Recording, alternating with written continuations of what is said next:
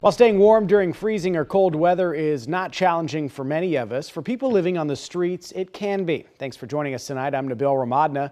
The Austin Fire Department tells us that during winter weather, folks living in encampments will do what they have to try to stay warm, but sometimes that can turn dangerous. Our Sam Stark has the details on two encampment fires that ignited over the weekend, both close to neighborhoods.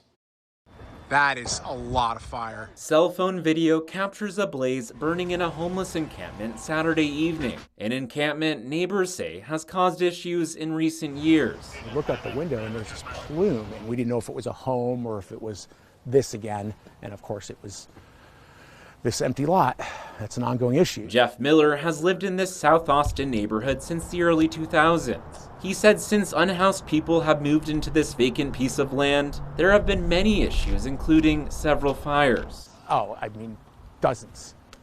Not on that level, but every night they're burning stuff out here. While he sympathizes with the folks living there, he's worried that something even more extreme than this fire may happen in the future. We understand people need to keep warm, but at the risk of burning down our neighborhood or catching these woods on fire back here, it's just not worth it. This fire was not the only one to catch in a homeless encampment over the weekend.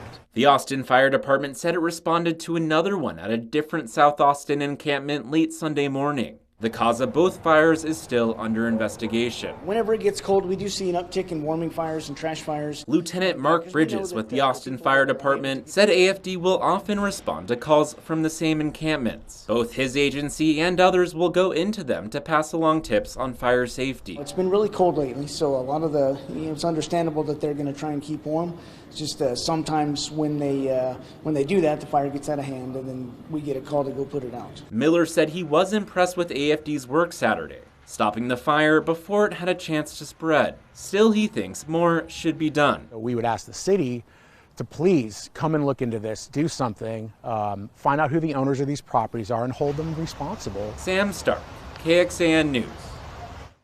The city does have overnight cold weather shelters, and last week during those close to freezing temperatures, the city said 423 people used the overnight sites, but that still leaves thousands who brave the low temperatures, and some people might be too far away from those shelters to access them. Organizations like We Can Now, who help place people into housing and offer supplies during the winter, say the cold weather can be dangerous. Worst things we've seen here at We Can Now is fatalities. Actually, people passing away because of the weather conditions and no one got to them soon enough. You don't have a sleeping bag, a tent. You could possibly really get hurt badly or die. So, like I said, I had an experience where I went to sleep and overnight it froze, and I didn't have my feet covered properly and almost got frostbite.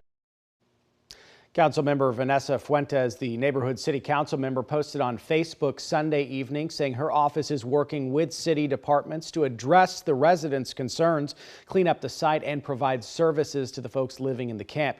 She went on to say that code compliance has opened a case to address the necessary cleanup of the affected property, which had become an unauthorized dumping site.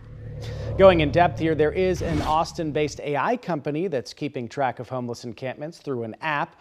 Nomatic AI has spent the last year collecting data on trash buildup, how big encampments are, and how many people are staying in the camps. They also offer resources and information on how to connect with nonprofits. All that data is visible on a map on their app. The CEO tells us it's all in an effort to connect those in the camps with much needed resources, but it can give first responders much needed information as well.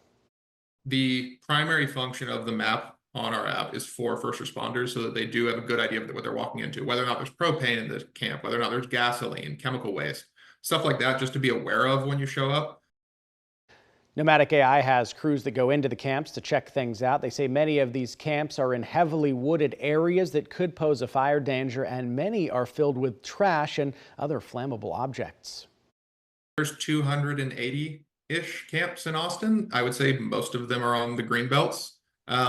All it takes is a drought like you have in LA for something similar to happen.